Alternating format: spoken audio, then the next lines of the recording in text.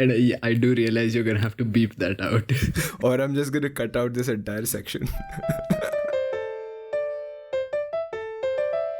I also don't really have any topics to talk about. Like, I had made a list, but I threw it away with all the other garbage that I had lying around. That's great, because I don't have a topic either, considering I have just been completely Scoobied out of my mind for the past couple of days, just getting things done. But I am pleased to let you know, I have a knife now. I own 2 knives and a plate. Nice. That's going on your tombstone. It is. Not now, hopefully. In like 80 years or whatever. I do also have sticky notes. Ah, same here. Because I ran out of all the notepads that I had, so I have like just sticky notes. Of course. I mean, that's one of the first things you need. Like, I can say for a fact, like having sticky notes right now with me has been a blessing, because for reference, I think I should mention that I have just moved and that I am now in a new house. In a new country. In a new country, sure, yeah. Mm-hmm. Living the jet setter life. Irrelevant, but moving on. Just like you do every year. Coming back to the thing, in the new house, I have multiple things to take care of, just like cleaning different surfaces and checking different switches to make sure, everything's working and whatnot. And writing down stuff that's already broken so that, I don't have to pay deposit for it afterwards. But where all of these things have kind of been problematic, sticky notes have been really handy. I just remember something, I write it down on a sticky note and I just stick it on there. So as my 7th grade algebra teacher used to say, I quote, "When in doubt, stick it in." In retrospect, that was not a good thing to say to a bunch of 12 and 13-year-olds in math class. Anyway, so following her advice, I have sticky notes all over my house right now. Yeah. So there is a sticky note that reminds me to check all the wall sockets to make sure they're working. There's a sticky note that reminds me to check the fridge door, because the door has a weird tendency to not close when I think it's closed. And I found it open a few times. So I have a sticky note to remind me now. And as a result, I conclude that sticky notes are one of the best things in the world. I completely agree. Except they could be stickier. I guess if you really wanted to, you could make any note sticky. Like you could just put some tape on it. Yes, you could, but then that wouldn't be a sticky note. It would be a normal note with tape on it. But isn't that sort of part of it like masking tape? Like it's supposed to be really unsticky so that it doesn't leave a mark. Yes. Also, I have a complaint with masking tape. I wish it was stickier. But I won't buy regular tape. I refuse. That's interesting. What do you say about dry erase markers? Do you want them to be more permanent? No, I'm actually okay with them. Okay. Well, I have a similar complaint. I feel like pencils should be unerasable. Do you mean like pens? No, I mean like pencils. I mean, I did sort of start off this point by wanting to mock you a little bit, but I actually do like the idea of a permanent pencil. I knew there was a bit of truth behind this like sarcastic remark. So happy I was right. Going back to a long time ago, I will remind you that I really like writing with a pencil.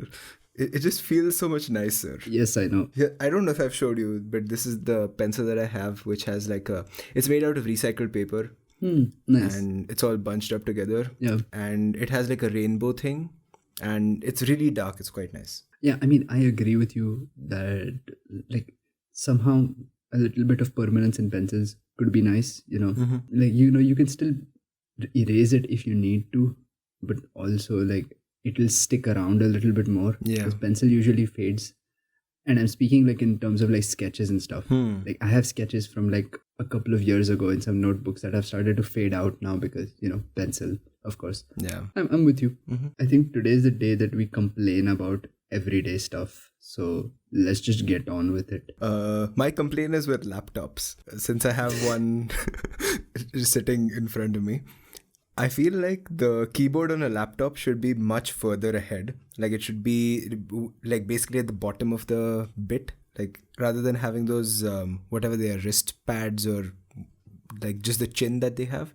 I feel like they should not have those, and you should just have your keyboard just at the start. I've seen some expensive laptops that have that, but I feel like it should be more common. Why?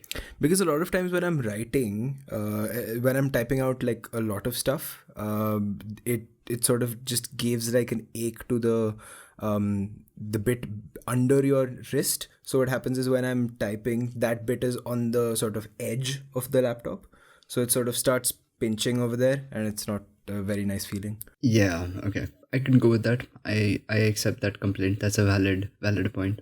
And I don't remember the last time I've actually used my trackpad. Like I have like an external mouse. So yeah. I have a complaint about chairs that don't pair well with the tables. Whoa. Like a chair that's way too low. Yeah, I'm sitting on one right now. Then you know what I'm talking about. Yeah. It's an absolute pain in the ass. And also sort of doubles up with the problem that I mentioned, because then your hand is in like a very weird position, so you can't really type very well. Exactly. Your elbows have to be above table level, because if they're not, then you have weird edge marks on your wrist. Yeah. Because I have also side complaint with tables. They need to have rounded edges, not corners. I completely agree. Yeah.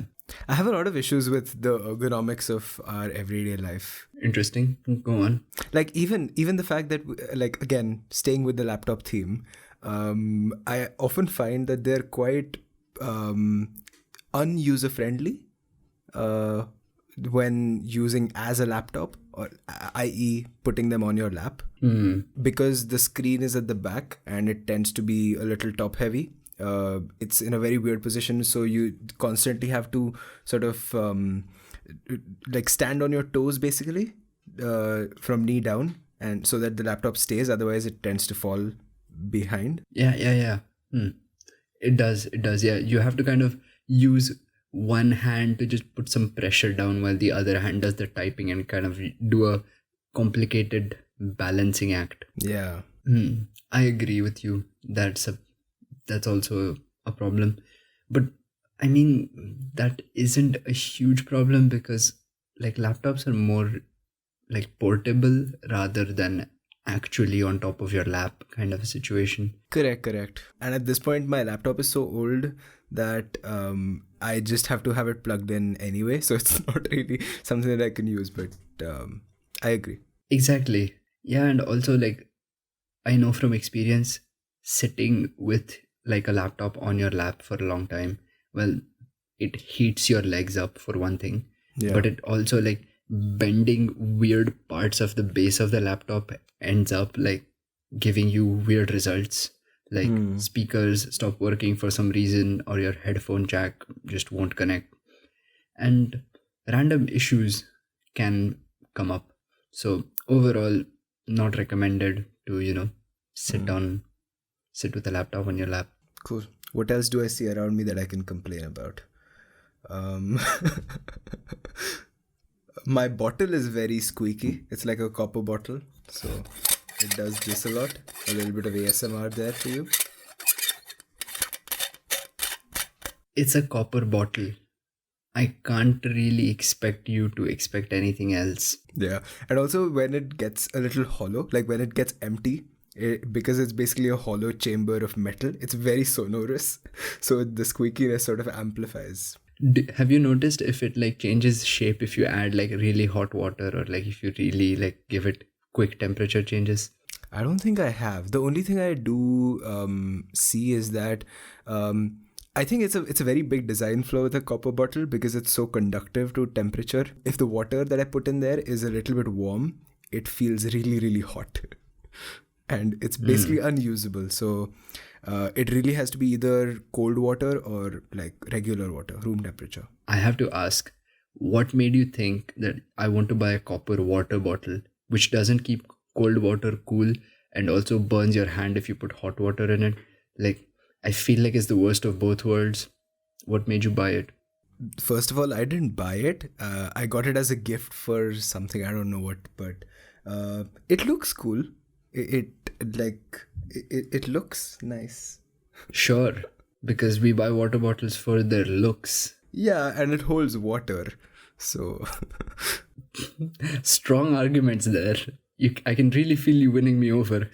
yeah, no, just to clarify, so that you don't think I'm a complete idiot, I just use that bottle at home when I just basically want to have like a couple of glasses of water with me, so I don't have to keep going to the kitchen to get it. And when I'm going out, I do have a proper plastic bottle. Good. Nice. Also, in true Puneri fashion, I can totally imagine you with a copper water bottle walking along like Sadashiv Pet, just taking a sip out of your copper bottle. Yeah. That would work. I can see that working. Mm-hmm. I also have a complaint about a squeaky object. Mm-hmm. My shoes squeak way too much on mildly smooth surfaces, and I feel like I'm the only one who announces his arrival while walking into a corridor. While most people just go, I express my arrival to like 10 others around me. So That's nice. I don't know why that is. It's sort of like when you're playing basketball. It's that kind of a thing. But it is the same thing, but it's nice when you're playing basketball to have those squeaks. Mm-hmm. It's less nice when you're, say, walking along a quiet hallway, or if you're walking in a supermarket, because your shoes squeak more than the left wheel on your trolley, which is always broken for some reason. Yeah, I can see that being used as like an element in a horror film, where like nowadays we have this, at least in Indian horror films, you have this trope basically of the I don't know what you call it, like the ghungru on the ghost's legs. Oh yeah. And like an anklet basically. Yeah. And that sort of makes a noise when they walk. So I can clearly see, like, if they were making a horror film in a couple of decades, they would use that as a trope. Yeah, although a serial killer in like pretty decent running shoes that just squeak along doesn't really, I don't know, doesn't really inspire terror. I think it would be very terrific if if the person running behind you is wearing sneakers and everything, rather than flip-flops or bare feet. Flip-flops would be scarier. That little slap every time. And then if the killer picks up speed, you can hear like the flapping happening quicker. That's terrifying. Like, I would be scared. Yeah, I agree. And it would suggest that they were just coming back from the beach. Yeah, I would also get a vague Goa feeling. So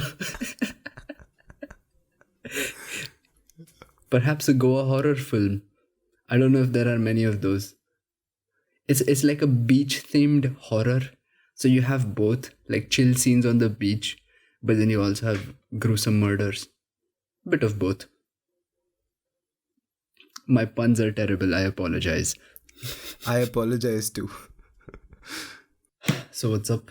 How's life? Everything is pretty much the same, and it sort of feels weird that, like, when we're recording this, it's the middle of September, and it is basically indistinct from any point in July or June or May or April or the end of March. It basically feels the exact same. Ouch.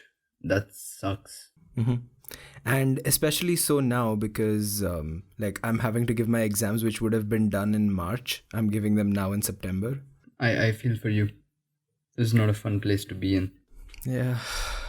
2 years ago at this point, I was done with my exams and I was in Gokarna, and it was amazing. And what I wouldn't give to be on a beach, even if I was being followed by a ghost wearing flip-flops. I'm pretty sure ghosts don't need flip-flops because they don't have feet. Also, Mihir, I don't think ghosts exist. Nah, I'm sure they do. But I have a complaint with my current refrigerator.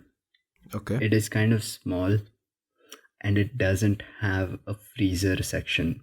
Oh, that's weird. It is weird and it is deeply sad because I can't buy ice cream at the moment. And I desperately need ice cream at the moment. I mean, you can buy ice cream and you can just eat it all. Yeah, but I mean, what does that say about me?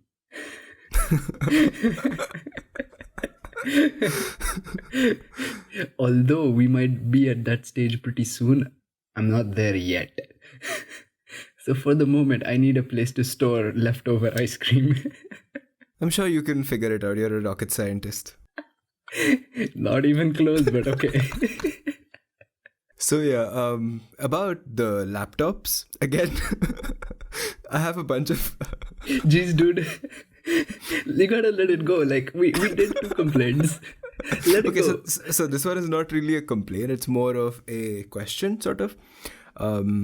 Okay. So a while back, I asked you to give it a shot to try a different format, a different layout of keyboards. So we like the both of us switched to using a dvorak keyboard for a little while, and I gave it up after a little while for reasons that I will get into later if you want to. But how are you holding up? Are you still there, or have you gone back?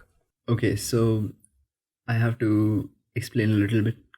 I didn't actually change on the laptop. My laptop is still QWERTY. Okay. I did try for a little bit to do the dvorak thing, but without the actual stickers to change the key like symbols, I found it really hard, and my brain kept shifting to QWERTY. Okay. But on my phone, I did change my Google keyboard to dvorak, and it has been a source of constant pain to my friends whenever they want to use my phone to Google something. Mm-hmm. And you're still using it? I am still using it, partly because now it's kind of I've gotten used to it. I mean, it's been more than a year or so. So more than maybe 2 years, maybe. But I have gotten used to it, and I kind of enjoy it now. Just to have a little different layout for some reason. And now my brain somehow automatically just shifts from whenever I use my phone to my laptop, it shifts from QWERTY to dvorak. So as you're moving from typing with your fingers to typing with your typing with my thumbs to typing with my fingers. Yeah, that's what I meant. That's cool. And it's kind of interesting. Yeah, like in terms of like brain work, I think it's kind of curious that this can happen. It's been a little weird. Like sometimes I've noticed my hands reach for a key that's like on the QWERTY keyboard, like on my laptop. I've reached for a key that's been a dvorak key. But that's happened a few times and not very frequently. Yeah. So those seem to be like completely sort of different sections of the brain, which is kind of nice. It's nice to know, rather. It's completely irrelevant, but then again, most things are. So yeah, dvorak is kind of fun, except for, like I said, the inconvenience that people around me experience. Yeah, but that's okay. That's a feature. That's a quirk. I also have a very hard time explaining why my phone is dvorak when it could be anything in the world. Yeah. I've just given up explaining. So I had the same issue when you changed your phone to dvorak, which is basically that the entire point of a dvorak keyboard is so that you type in a way on a traditional keyboard, on a laptop keyboard or a computer keyboard. The point of it is so that it reduces strain on your fingers and your hand. And using it on your phone where you're using the same fingers, i.e. the thumbs, I don't see. I can see if you were using a dvorak on your laptop and then you were using it also on your phone as a convenience thing, so you don't have to do the switching thing that you're doing now. But it seems sort of counterproductive if you're using it on your phone and not on your laptop. It really does, doesn't it? I agree with you. I think it is. But I also refuse to change. Okay. I'm sorry to push you to dvorak. You're right, of course. Like the point of dvorak is completely bypassed if I'm using a touch keyboard. Because I mean, at that point with like slide features and everything, it doesn't really matter which keyboard you have. Yeah. Also, voice notes are a thing, so you can just bypass typing completely. Yeah. But it is what it is. I asked that because recently I was thinking of going back to dvorak. For God's sakes. So the main reason is because so I've had this wrist pain for a while now, on both my hands, but mostly on the right. So what happens is that, like, for the longest of times when I'm typing something, it really, like, whatever, I get like sort of carpal tunnel syndrome, but it's not exactly. And Okay. I've done a lot of like medicines and like been to a few doctors and stuff, but nothing really helps so much. And their only solution is to just stay away from the keyboard for a while. And I mean, I can't do that. So, yeah. So back then, I don't know how long it was. Was it like a year ago or something? Probably around that, or more. But anyway, I switched to Dvorak because I read in a few places, and I think they mentioned it on Cortex or Hello Internet about Dvorak keyboards.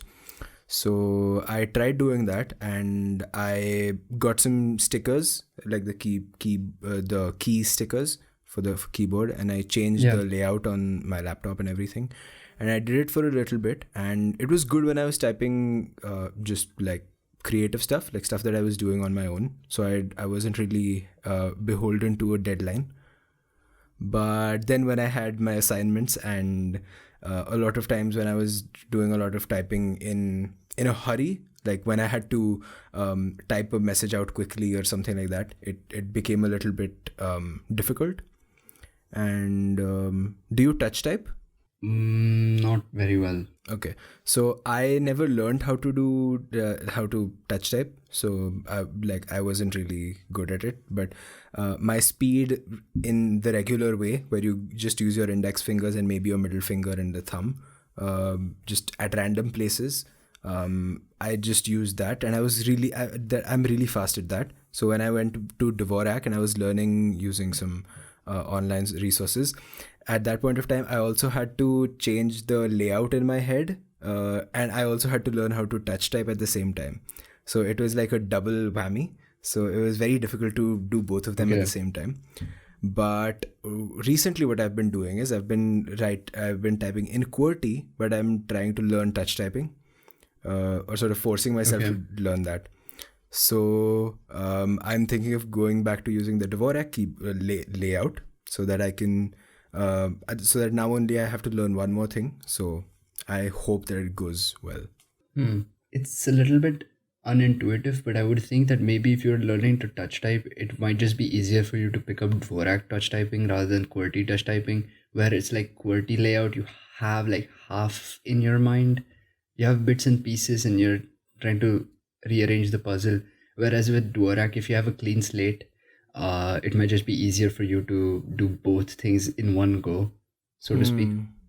I that was my original thought, and which is why I tried doing that, but I don't know, for whatever reasons it didn't turn out well. So this is essentially a take two. This is essentially a second try. Let's see how that goes. Well, good luck. I remember learning touch typing in like 6th grade or something. We had compulsory computer classes where we had to do it, and it was a little hard. It was also really boring. I mean, in retrospect, I should have done it like more sincerely and not goofed off to play like online mini clip games and no one was looking. But yeah, it seems useful now, especially when you're writing like reports and like a lot of writing work comes up. But I feel like it's okay. Like sometimes, I mean, to a certain extent, I don't use just like, I don't know, 3 fingers per hand. I think my average is like 4.5 fingers per hand that I utilize. So in terms of that, like, it's not touch typing per se, but it's also not just like, grandparents level of keyboard use. Yeah. So it's not too bad. I also found that if you practice piano or like the keyboard, and which is something I kind of enjoyed or did sometimes. The moments when I used to do those, I felt like my sense of typing was much quicker and better the days when I was practicing piano. So there's something definitely there with your, finger brain coordination. I tried learning piano in, I don't know, I was maybe like 8 or 9 years old, and I did it for like 6 or 7 months. But then again, my main issue was I could not keep up properly, because again, like the finger eye coordination did not really happen very well with me. So I abandoned that, and then I picked up the guitar, and then my fingers started to hurt, and I played that for like 3 years, 4 years, and then I abandoned that. And now I'm hoping to use the rest of this lockdown, not the lockdown, but just the time that I'm at home, to learn another musical instrument. Hopefully, one that doesn't need fingers. Hmm. Let's see how that goes. Good luck. Let me know whenever you do pick it up. Mm-hmm. Do you remember the time in, I think, 10th grade or 11th grade when we thought of starting a band? Yes, I do remember. It was actually a lot of fun when we did hang out and we managed to like do some stuff together. But also, like looking back now, it is just like most things from that time, quite embarrassing and very funny. Yeah. Like jam session 1, jam session 2. And we did nothing. I was kind of hoping by saying embarrassing that you would get the hint not to speak further about it, but that's cool. We're going into this now. Let's move on. Yes, please. So there's this new thing that has been going on recently. I am part of an experiment that is much bigger than us or anything. It is called a forever stew, and I'm glad to sort of let you know about it here. It's a stew basically. It's very tasty, and it will never stop. What the plan is at the moment is that every night we make some stew. We eat that stew, and a little bit gets left over because, of course, none of us are perfect. So a little bit of stew is left over, which is then incorporated in the stew that is made on the next night. As a result, we have stew in perpetuity. So there is very much an infinite stew situation going on, which will more or less end in 23 days. And I am glad to tell you that there is an Instagram page for this forever stew. So please check it out. Shameless plug. Is that really? Yes. The guy who delayed making an Instagram page for this podcast has made an Instagram page for a stew. To be fair, it's only forever. Incredible, Mihir. I must say that at the point that the page was made, I was very hungry, and there were very few things that seemed unrealistic at that stage. You don't see every person who makes sourdough do that. Like, they don't have an Instagram account. Well, they might actually. I don't know. I'm gonna search if they do. I think they should. It seems like something that they would do. I definitely think this would be a thing. I'm sure there are like thousands of sourdoughs, running their own Instagram pages. A friend of mine actually started, like, they made their own sourdough, and you had to get it like ferment for like a long time or whatever the entire process is of making. What's it called? Is it called mother dough or something like that? The little bit that you use. Yeah. So they made that, and now they're making like artisanal homemade sourdough. It sounds cool. Very nice. My roommate also made a lot of sourdough, and so I am very intimately aware of the process that's involved in making the mother dough, but then also making bread. It's quite intense, and actually, like, it's not that easy. So hats off to people who do manage it. But also, please make sure to, that you get the flavor right, Mm-hmm. because you can turn the sourdough quite sour, and then it becomes kind of inedible. Yeah, it just becomes sour and not dough. Yes. And while I was searching for sourdough, I found an article called "Sourdough bread is taking over Instagram right now." Of course it is. It's time to usher in a new era, an era of forever stew that shall never end. I'm on board. So please like, share, and subscribe, and leave comments. Are you taking investment offers? No, this is a non-profit stew. There will be a for-profit stew later. Forever profit stew. With salt. Whoa. Clearly, sanity quotient has dropped quite a lot in the past few days. Yes, it has. So with all the moving that you were doing, what happened to the plants and the herbs that you were growing? Oh yeah, I had to give them away, but happily, I found some really nice people to take care of my various plants. So they have been redistributed to some of my friends, and hopefully they're still alive. I'm very scared to text them to ask how the plants are doing, in the odd chance that they send me a photo of like dead plants. So I'm just gonna, live in ignorance and pretend like everything's fine, because that's apparently what is the cool thing to do nowadays. Yeah. Pretend like everything's fine. Sorry, very topical. And they are forever plants. No, too far. But I am pleased to announce that for the Forever Stew, we are taking ingredient requests. So if you have something in mind, please comment, and we will add it in the stew and let you know how it works out. Nice. It is very much an open project, open sourced project. Nice. I'm all for it. Yep. But speaking of plants, since now I have a stable base of operation, I will start growing some more plants again. I have a lot of seeds with me, which is very great because I was able to cross international boundaries without, having to give up seeds. And as soon as I'm able to get my hands on like a few cups of soil, I'm gonna restart my planting business and see where that grows.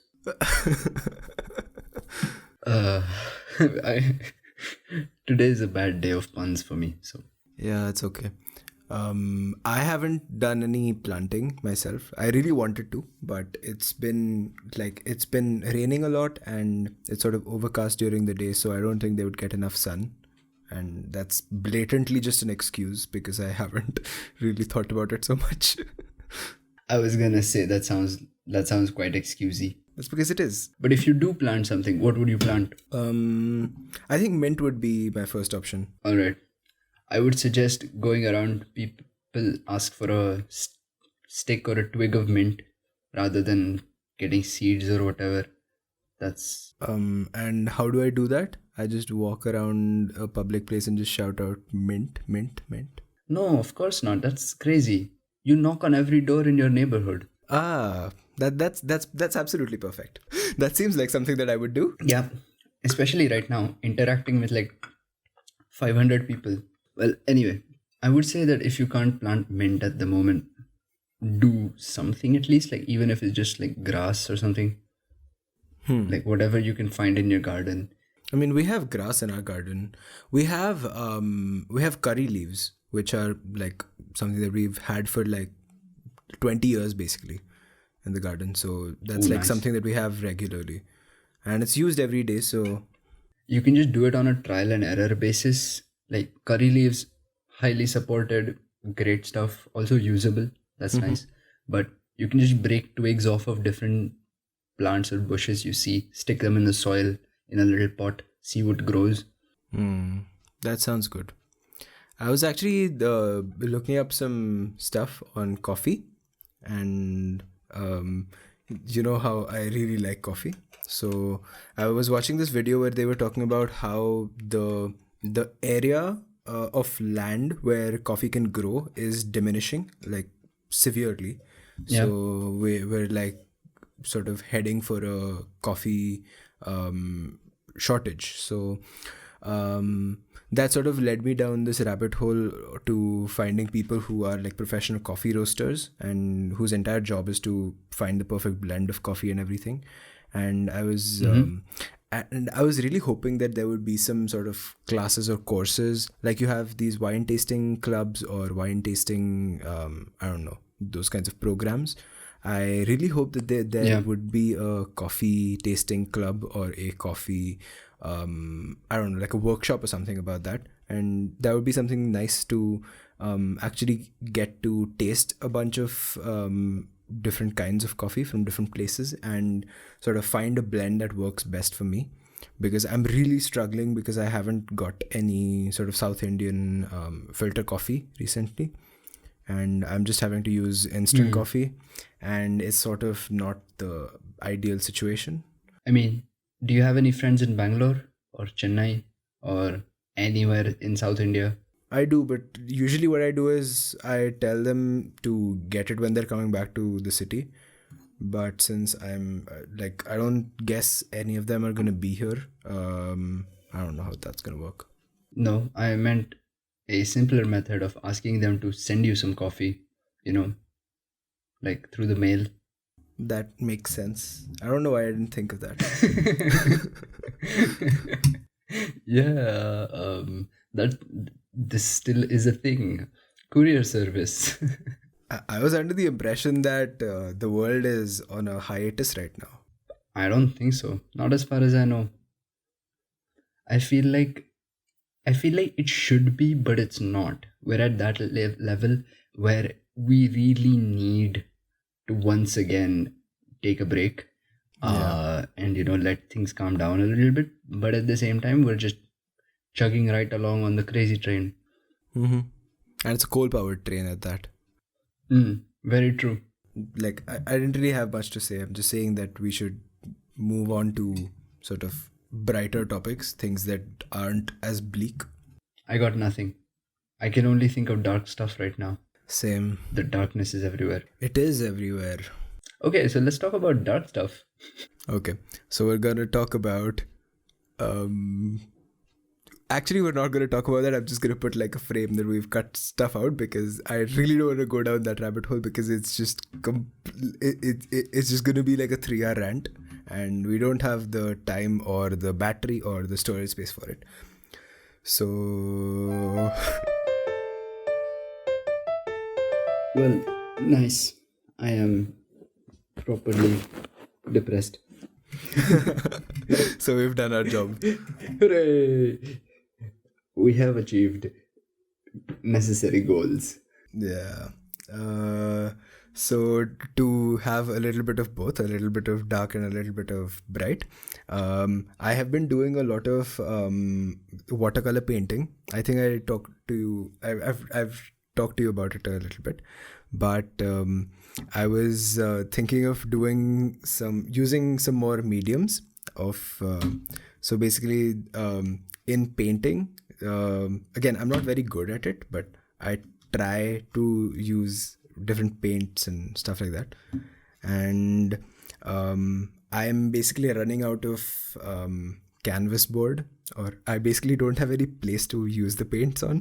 So I found a bunch of used CDs, used and worn out CDs from a while back. So I'm thinking of painting them with acrylic paints. So I hope that turns out okay.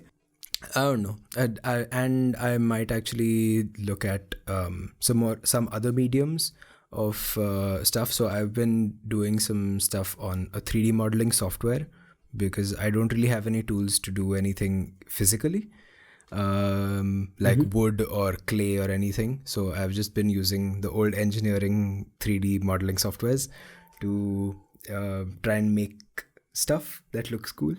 Did you manage to doodle anything on your trip here or in the new city that you're in? Nope, I haven't had a chance.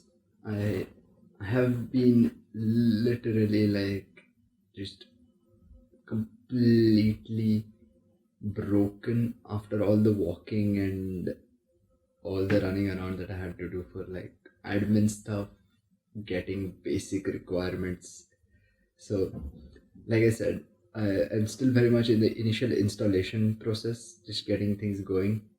I still don't have some things that you might expect me to have, but I really haven't had a chance amongst all of this to sit down and do a sketch or something. Yeah. But I did receive recently a nice gift, which I've kind of been looking for some time, and I didn't think they still did those. It's basically a pen, but at the tip of it, they have like a little stylus rubber tip, so something you can use to touch from your on your smartphone. And I was kind of looking for it for some time because occasionally I do some like doodle work on my phone with some like basic paint softwares.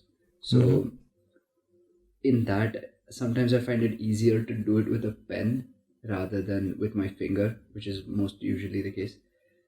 So I received that pen recently, which is a nice gift. I'm looking forward to trying out that on my phone. But no, at the moment I haven't. I did do a sketch. No, I did do a painting about a week or more ago with some acrylics, which was really nice. And I think that was my first time using acrylics, so I'm definitely hooked, and I will try again with. Well, I'll try to buy some acrylics first, but if I do get some, I have another canvas waiting. Nothing like picking up painting in France. Yeah, I mean, if you walk around here, one of the things that struck me the most was the type of houses that I see.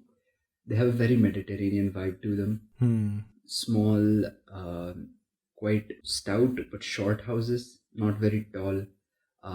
Usually brightly colored, yellows and whites. Big windows, um, roofs with like typical sloping roofs that you would find. And the most striking thing that I've seen so far are the trees. And every time I see one of these trees, I'm reminded of Van Gogh's, like his trees, the way he drew those. I think they're called the cypress trees, although I'm not too sure. But they have a very, very specific shape and very specific feeling to them. And you see a lot of those around here. So I feel like I'm in a painting sometimes when I see those trees. It's kind of nice. And are there a lot of old buildings? There are, but they are more in the downtown part of the city and quite outside in the suburbs. So if I have to go there, it's like a half an hour from here to the downtown. So I haven't been there yet. I went there once on a brief stroll, but it was late and I didn't have time to, sit and stare. So yeah, I have yet to do a lot of observing and sketching and stuff, which I'm sure I'll do soon. But at the moment, I'm kind of concerned about basic things like pillows. Didn't have pillows for some time. I'm glad to announce I do have pillows now. Nice.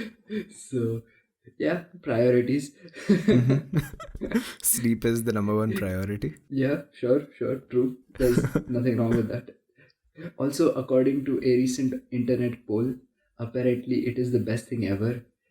I'll add a link in the show notes, but interesting to find out. But you really feel the pyramid of Maslow's hierarchy of needs, because I'm definitely starting from the bottom again here.